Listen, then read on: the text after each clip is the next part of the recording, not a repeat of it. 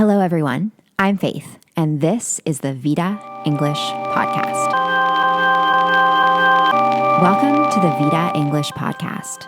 You're listening to Language Stories. Language Stories is a series where listeners learn specific English skills through simple personal stories. In each episode, I'll focus on a different part of language as I tell my story. This podcast is for people who have a basic understanding of English, but want to improve their fluency. Today, we're going to learn all about how to use present perfect progressive as I tell you about what's been going on in my life lately.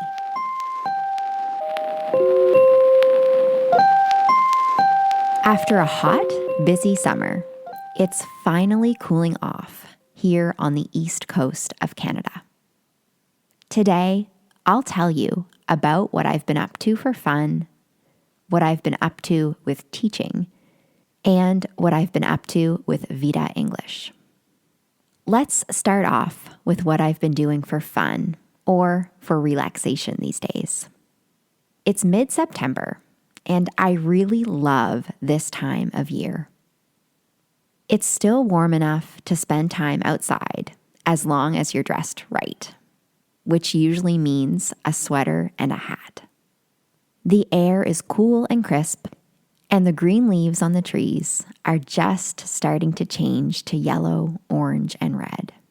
We've been having bonfires in our backyard a lot since the weather got cooler. Do you know what a bonfire is?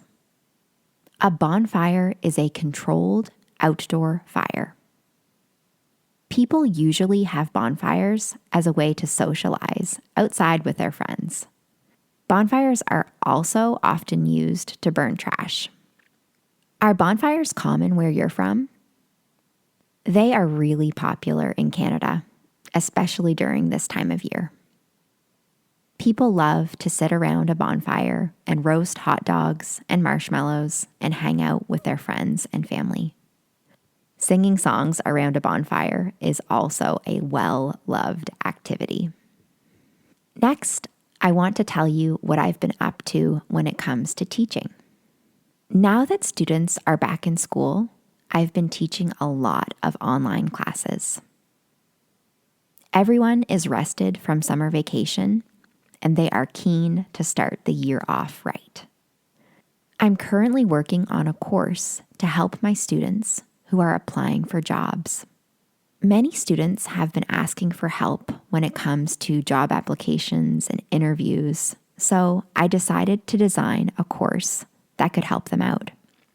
The course I'm designing teaches students how to fill out a job application, how to create a resume or CV, how to write a cover letter, and how to be successful in a job interview. I'm almost finished designing this course, and I'm really excited to launch it. Finally, I want to tell you what I've been up to when it comes to Vida English. I have some really exciting news. I've been working on my website for the last few months, and it is finally live. So I'm not a website designer, and even though my website is very simple, it was a really big job for me. I'm so happy it's finally up and running. Could you do me a favor and go check it out? The website address is www.vidaenglish.ca. That's www.vitaenglish.ca. So that's what's been going on in my life lately when it comes to fun, teaching, and Vida English. What's been going on in your life lately?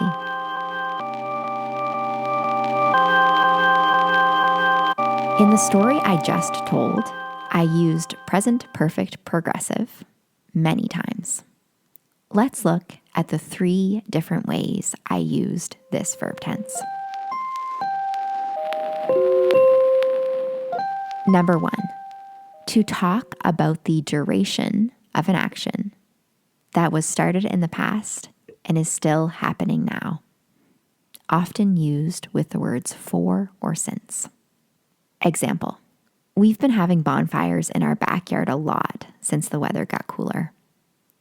So in this example, I'm talking about this duration of time. Since the weather got cooler, so about 2 weeks ago, we have been having bonfires, and we will continue to do that. So we started having these bonfires a couple of weeks ago, and we'll continue until it's too cold to be outside at all. You'll hear present perfect progressive used a lot with the words for or since. Another example is I've been teaching English since 2011. Number 2, to talk about repeated actions that started happening in the past and continue into the future. Example, now that students are back in school, I've been teaching a lot of online classes. Now, this example is very similar to the last one. In this case, I'm focusing on the repetition. So, students are back to school after summer vacation, and I've been teaching a lot of classes. So, it's something I've been doing daily. Another example is if you are expecting an email, you haven't got it yet. You might say, I've been checking my email all day. So it's something you've done repeatedly throughout the day, and you're going to continue to do until you get that email you're looking for. You could also say, I've been drinking coffee all day. Maybe you have a deadline that you're working on, so you are trying to get that caffeinated energy. So you'd say, I've been drinking coffee all day. It's a repeated action that has happened throughout the day. Number 3, to talk about an action that started in the past and just recently finished or is about to finish. Example, I've been working on my website for the last few months and it's finally live.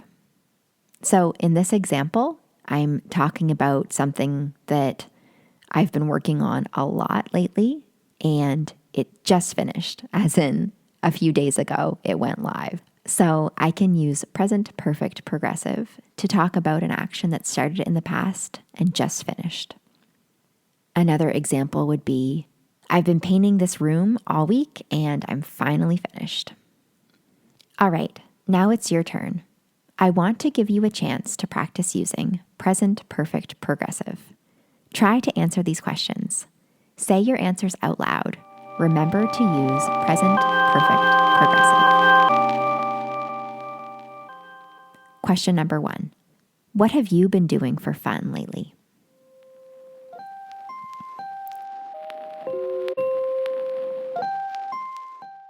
Question number 2. What is something you have been doing repeatedly today? So, have you been checking your phone all day, or have you been drinking coffee all day? What is something you have repeatedly done today?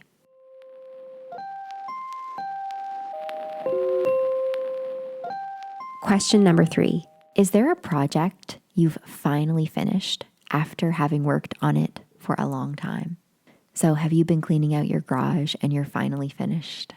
Think about something that took place for a duration of time, for a time period, and it is finally finished.